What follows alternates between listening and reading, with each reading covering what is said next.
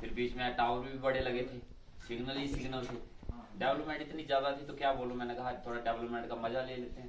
वो मजा लेते लेते है बीच में दरिया भी था एक, उसके ऊपर बड़ा शानदार पुल बना हुआ है, क्या बात है।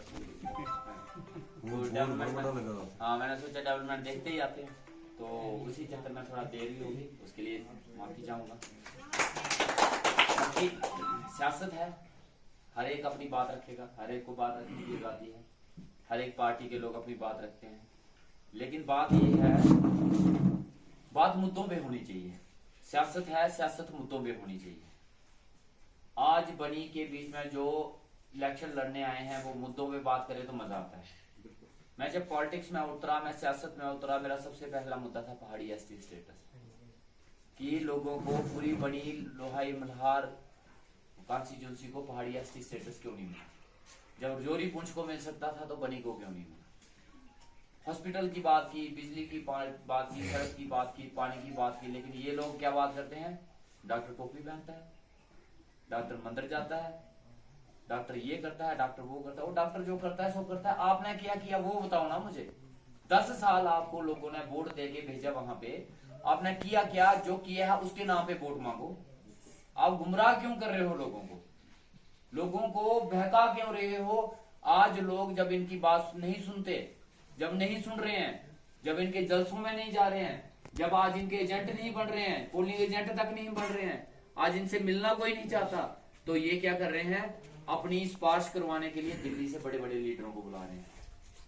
अब ये दिल्ली वाले लीडरों को बोलते हैं कि जनाब वहां के लोग जो हैं हमारी बातों में नहीं आ रहे, हमारे कहने पे बेवकूफ नहीं बन रहे, आप बेवकूफ बनाने में बड़े एक्सपर्ट हो, तो बनी वालों को भी आके बेवकूफ बनाओ। अब उन लोगों को बेवकूफ बनाया जाए। स्कूल में आपने देखा है, बच्चे छोटे छोटे स्कूल में पढ़ते हैं ना, तो उनको काम मिलता है, होमवर्क मिलता है कि पढ़ के सब पढ़ के आओ, याद करके आओ। तो जब वो बच्चा सबको याद करके नहीं जाता तो उसको पता है जाके मार पड़नी है, मुर्गा बनाना है, तो फिर वो घर से अपने बाप को जहाँ किसी को लेके जाता है, चल मेरी स्पार्श कर, बचा मेरे को उस मार से, आज मेरे को मुर्गा बनाएंगे। ये भी उस मार से बचने के लिए उधर से बुला रहे हैं कि मेरे को मार पड़ेगी लोगों से, लोग मुर्गा बनाएंगे, तो चल उधर जाके स्पार्श बनाओ कि एक बार मेरी गारंटी पे फिर से वोट दे। कितनी बार उनकी गारंटी पे इन लोगों को वोट देते रहे, कितनी बार इन लोगों की गारंटी पे हम ऐसे ऐसे नेताओं को जिताते रहे जिन्होंने 10 साल तक किया ही कुछ नहीं। डेवलपमेंट के नाम पे एक नींव पत्थर नहीं दिखा मेरे को कहीं दिखा हुआ कि मुझे लगे कि इन लोगों ने कुछ काम किया हुआ है। सियासत मैंने ईमानदारी से शुरू की हुई है, ईमानदारी से बात कर रहा हूँ, खुल के बात कर रहा हूँ, और खुल के काम किए जाएंगे और ईमानदारी से काम किए जाएंगे। मैंने वोट लेने के लिए किसी से खरीदा नहीं, किसी को पैसे नहीं दिए कि भाई पैसे लो और वोट खरीदो, मुझे वोट दो। किसी को शराब नहीं पिलाई कि शराब पी के मुझे वोट दो। किसी को गुमराह नहीं किया, किसी को झूठ नहीं बोला, क्योंकि ईमानदारी वहीं से शुरू होती है जब हम ईमानदारी का लफ्ज मुंह से निकाल देते हैं। ईमानदारी ये नहीं है आज मैं ईमानदारी बोल रहा हूँ और बोलूंगा 6 महीने के बाद शुरू करेंगे, नहीं। आज मैंने बोला है ईमानदारी से काम करेंगे तो आज से ही करेंगे, और ईमानदारी उसी वक्त से शुरू हो जाती है कि ना पैसे दूंगा और ना लूंगा, और ईमानदारी से काम करेंगे। और दूसरी तरफ वो नेता है जो आपसे वोट किया कैसे ले रहे हैं, औरतों को साड़ियां दे रहे हैं और छतरियां दे रहे हैं, लो जी साड़ी लो, छतरी लो, वोट खरीद रहे हैं। मर्दों को शराबें पिला रहे हैं और पैसे बांट रहे हैं। जो लोग इस तरीके से पैसे बांट के, शराबें पिला के वोट ले रहे हैं, वो आगे जाके कितनी ईमानदारी से काम करेंगे। जिसकी शुरुआत ही बेईमानी से हुई है, जिन्होंने अपना पॉलिटिकल कैरियर ही बेईमानी से शुरू किया है, जो आपसे वोट ही शराब और पैसों के दम पे ले रहे हैं, आप उनसे उम्मीद कर सकते हो कि वो आगे ईमानदारी दिखाएंगे? जिसने शुरुआत ही बेईमानी से की हो, उससे कैसे आप उम्मीद कर सकते हो कि ये ईमानदारी से आपके काम करेंगे? आज भी इन लोगों में ईमानदारी नहीं है, वोट खरीदे जा रहे हैं। इनको लग रहा है कि हम लोग बिकाऊ हैं, इनको लगता है हम भेड़ बकरी हैं जो पैसे देके खरीद लिए जाएंगे। इनको ये नहीं पता कि हम इंसान हैं, इंसान। आज हम अपने हक और हुकूक के लिए लड़ रहे हैं, हमारी आज लड़ाई है। हमारे बच्चे बेरोजगार हो गए। एक टाइम था जब कहा जाता था कि ये बुरे दिन हैं, हमारी रियासत में, हमारे जम्मू कश्मीर में, हमारे हिंदुस्तान में ये बातें की गई कि बुरे दिन चल रहे हैं, आप हमें वोट दो और अच्छे दिन आएंगे। और वो बुरे दिन क्या थे? उस बुरे दिनों में क्या होता था कि 8वीं और 10वीं पढ़ा हुआ भी कहीं ना कहीं रहबरे तालीम में लग जाता था। और अच्छे दिन क्या है? MA BEd किया हुआ आज पल्लेदारी कर रहा है, ये है अच्छे। और उस अच्छे बुरे दिनों में महंगाई कितनी थी और आज महंगाई कितनी है वो देख लो। अच्छे दिन क्या है? आज स्कूल है तो मास्टर नहीं है, मास्टर है तो स्कूल का कोई पता नहीं है स्कूल है या नहीं है, हॉस्पिटल है तो डॉक्टर नहीं है, सड़कें तो कहीं है ही नहीं, बिजली की तारें जो है वो पेड़ों के साथ लटकी हुई हैं। किस डेवलपमेंट की बात कर रहे हो और किस डेवलपमेंट के नाम पे आप वोट मांगने आ रहे हो? ये लोग एक और मौका मांगने आ रहे हैं। पहले मौके का हिसाब बताओ दो, फिर हम दूसरा मौका देंगे। जो 10 साल का आपको मौका मिला, 10 साल इनकी सरकार रही, सेंटर में रही इनकी सरकार, एमपी साहब बीजेपी के, सेंटर में सरकार है इनकी, इनके डीडीसी इनके, बीडीसी इनके, और इससे ज्यादा और क्या देना था आप लोगों ने? सब कुछ तो दे दिया आपने झोले भर भर के दिए इन लोगों को, हर एक चीज हर एक ओहदे दे दिए इनको, लेकिन मिला क्या आप लोगों को? बेरोजगारी और गुर्बत के सिवाय एक चीज बताओ जो आपको अच्छी मिली हो। एक नया प्राइमरी स्कूल यहाँ पे खुला, एक नया सब सेंटर यहाँ पे खुला, नया आंगनबाड़ी सेंटर खुला। पूरे 10 साल में कोई एक भी डेली वेजेड परमानेंट हुआ? इन 10 सालों में जितने एसपीओ लगे थे 18,000 तनख्वाह से आज निकाल के घर पे बिठा दिए, और वो बेचारे पल्लेदारी कर रहे हैं। उनका गुनाह क्या था उन लोगों का? आज भी एसपीओ बनाए गए हैं, बुद्दुकुड़ू दे दिए हैं हाथ में, 4-4 हजार रुपया पता नहीं दे रहे हैं या नहीं दे रहे हैं, बुद्दुकुड़ू दे दिए हैं। ऑर्डर कोई नहीं है, रिटर्न ऑर्डर उन लोगों के कोई नहीं है। एसपीओ के तो फिर भी ऑर्डर थे, इनको तो ऑर्डर भी नहीं है, ये तो किसी खाते में नहीं है, पता नहीं इससे दुकड़ियां का वापस ले लेनी है। इस वक्त इस टाइम में 10 साल में जितनी करप्शन, जितना झूठ बोला गया, इतना आज तक हिंदुस्तान में किसी सियासत में नहीं बोला गया। आज के टाइम में इस 10 साल में अमीर बहुत ज्यादा अमीर हुआ और गरीब बहुत ज्यादा गरीब हुआ। गरीबों की हालत नहीं सुधरी, गरीब आज और ज्यादा गरीब हो रहा है। आज बीपीएल कार्ड खत्म हो रहे हैं, जो राशन कार्ड थे बीपीएल उनके वो काट दिए गए। आने वाले टाइम में जो ये मोदी कार्ड है ये भी बंद हो जाए, पेंशनें बंद हो गई लोगों की, ये हालत है यहाँ पे। और अभी भी हम ये सोचे कि नहीं जी हम पार्टी के नाम पे वोट देंगे, तो भाई पार्टियों ने किया क्या हम लोगों का? हम पार्टी के नाम पे वोट क्यों दे? हम जनता हैं, हम मालिक हैं, वो नौकर हैं। लेकिन गलती ये हो गई कि हमने उनको मालिक बना के अपने सिर पे बिठा लिया। अगर नौकर बना के नीचे रखा होता तो शायद ये दिन नहीं देखना पड़ते। हमने सारी उम्र झंडे उठाए लेकिन कभी डंडे नहीं उठाए। अगर डंडे उठाए होते तो शायद जहां ये काम करते, जहां ये इलेक्शन ही नहीं लड़ते। गलतियां हमसे हुई हैं, लेकिन अब इन गलतियों को सुधारने का वक्त आ चुका है। अगर हमने आज भी गलतियों को नहीं सुधारा तो पहले से बर्बाद तो हो चुके हैं, आने वाले टाइम में हमारा खात्मा हो जाएगा, नामो निशान मिट जाएगा हम लोगों का। आज हम लोगों का वजूद जो है वो खतरे में पड़ चुका है। एक फली फूली रियासत थी हमारी जम्मू कश्मीर, जिसको हम स्टेट बोलते थे, यूटी बना के रखी। उस वक्त हमें लगता था कि जनाब हमें ये हमारे हक नहीं मिल रहे, हमारे जम्मू वालों के हक कश्मीर वाले ले गए, हमारी लड़ाई जम्मू और कश्मीर के साथ ही।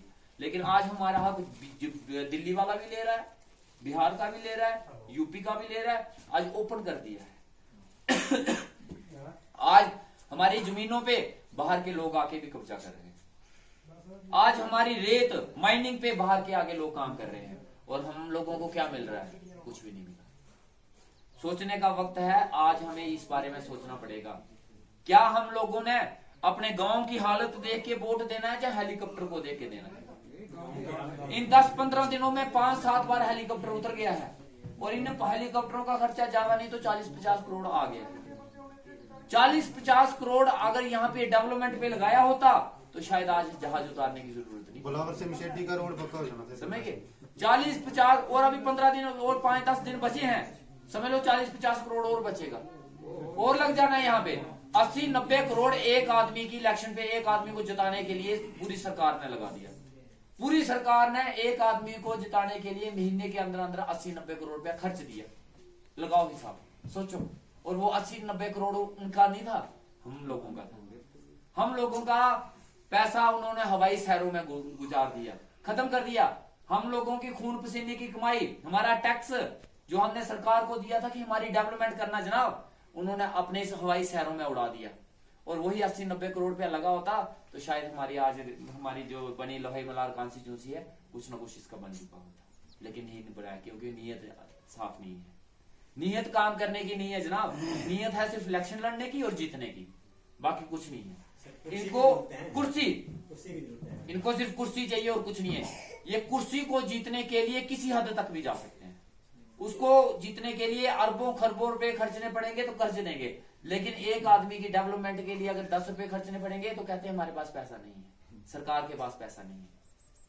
ग्रिफ में लगे हुए बच्चे, नरेगा में लगे हुए बच्चों के आज तक पेमेंट नहीं हुई, उनको पैसा नहीं मिला। कुक एक हॉस्पिटल में, एक स्कूल में लगी हुई है कुक, उसको महीने का 1000 रुपया मिलता है, दिन के 33 रुपए। उसका बच्चा भी स्कूल जाता होगा तो वो भी 50 रुपए मांगता होगा, 33 रुपए से वो क्या करता है।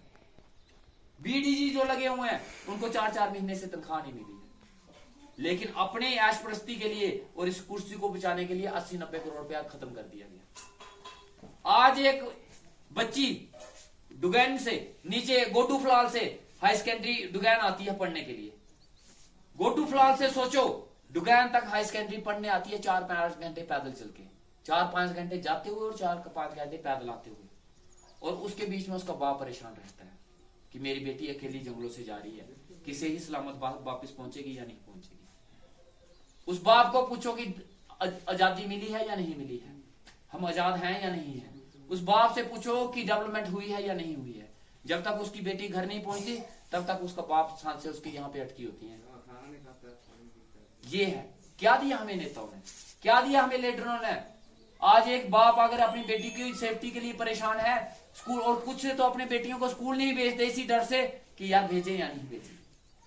आज यहां से आपको बिलावर हॉस्पिटल कोई लेना है तो पालकियों में, जैसे इन्होंने कहा आज डिलीवरी हुई, बच्चे को पालकियों में लेके आ रहे हैं। देश के 70-75 साल आजादी के बाद भी आज भी बच्चों को और औरतों को हॉस्पिटल लेने के लिए पालकियों में लिए जा रहे हैं। तो इन लीडरों को वोट नहीं मांगने चाहिए, माफी मांगनी चाहिए, माफी आप लोगों से कि जनाब हमें माफ कर दो, हमें जो देना चाहिए था हम नहीं दे पाए, हम आपके गुनाहगार हैं। लेकिन फिर भी उस बेशर्मी के साथ आपके पास आते हैं और एक मौका और ढूंढते हैं। लेकिन अब वक्त आ गया है, हम सबको इस सियासत को साइड पे रखना पड़ेगा। हम जिस भी पार्टी से जुड़े हैं छोड़ दो पार्टियां, अब पार्टियों के, अब आपको ईमानदारी से ऊपर भी एक जवाब देना है। हम जवान कर रहा हूं आप लोगों के बीच में।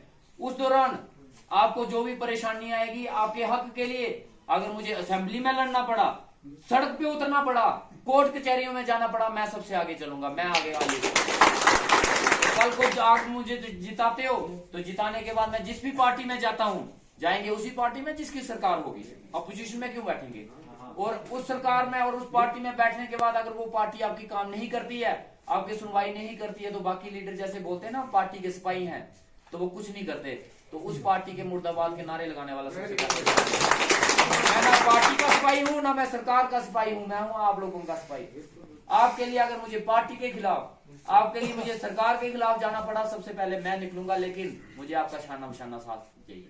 वो जीतेगा भाई, जीतेगा, वो जीतेगा भाई, जीतेगा, जीतेगा। देखो हमें जो हक नहीं मिले हैं ना, आपको लगता है घर बैठ के कुर्सियों पे बैठ के कागज पे काम करने से आपको लगता है हक मिल जाएंगे? नहीं, लड़ाई लड़नी पड़ेगी, याद रखना। बहुत लंबी लड़ाई लड़नी पड़ेगी। आप मुझे जिता भी दोगे तब भी लड़ाई लड़नी पड़ेगी। मैं लड़ने के लिए तैयार हूं, लेकिन उस वक्त अगर आपने घर के दरवाजे नहीं छोड़े, अपने बिस्तरे नहीं छोड़े, तो बिस्तरा फिर मैंने ही पकड़ लेना। ठीक है, फिर 10 साल के बाद हिसाब पूछोगे फायदा क्या है।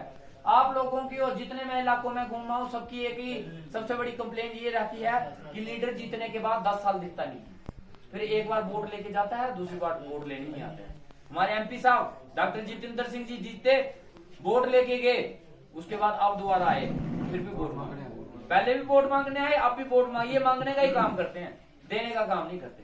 हमारे यहाँ लोहाई मलार मशेटी में 5 जवान शहीद हो गए आर्मी के। उस वक्त यहाँ पे एक तनाव का माहौल था, लोग डरे हुए थे, खौफ में थे। वहां पे जनाब हमारे एमपी साहब वोट मांगने आए थे एक टाइम, लेकिन उन लोगों का पता लेने नहीं आए, शुक्रिया अदा करने भी नहीं आए, उन लोगों का पता लेने भी नहीं आए कि भाई आप ठीक हो या नहीं हो, जिंदे हो या मर गए हो, लेकिन फिर से वोट मांगने आए हैं। उसके बाद दोबारा जब आएंगे तो वोट मांगने ही आएंगे। ये देने कुछ नहीं आते जनाब, ये सिर्फ मांगने आते हैं। अब देने वाला चाहिए या आपका काम करने वाला चाहिए, ये सोचना है।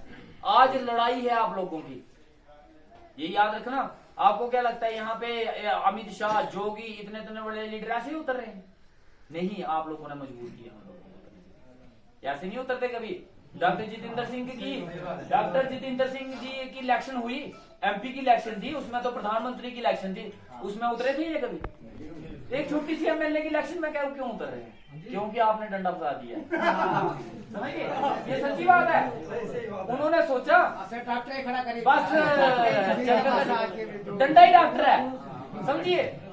उनको लगा कि भाई एक इंडिपेंडेंट कैंडिडेट जिसकी ना पार्टी ना नशा, उसने करना क्या है, यही तो बताना है हमने। उनको लगा ये कर क्या सकता है, लेकिन उनको पता तब लगा जब बनी में आपने रैली की आप लोगों ने और 15,000 लोग आप सड़कों पे उतरे।